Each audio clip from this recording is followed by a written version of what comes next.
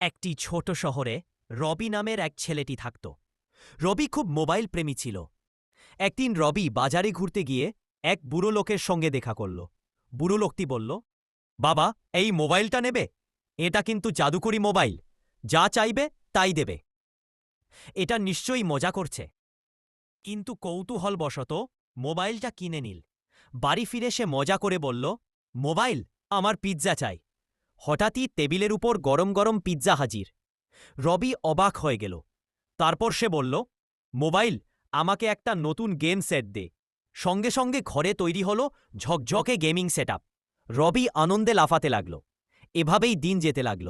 রবি যা চাইত মোবাইল দিয়ে দিত। খেলনা, জামাকাপড়, মিষ্টি, এমনকি টাকাও। কিন্তু ধীরে ধীরে সে একা হয়ে পড়ল। অলস আর বিরক্তিকর মানুষে পরিণত হল। বন্ধুরা দূরে সরে গেল। স্কুলে ফেল করল।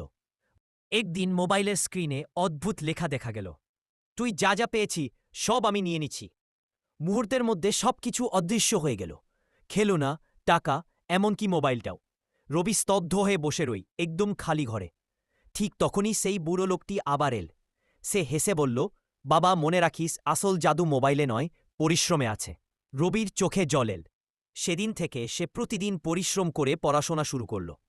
কিছু বছর পর সে সফল হল, আর গ্রামের ছেলেমেয়েদের জাদুকরি মোবাইল এর গল্প শুনিয়ে বোঝাতে লাগল, জীবনের আসল ম্যাজিক হল নিজের চেষ্টা আর ভালো কাজ।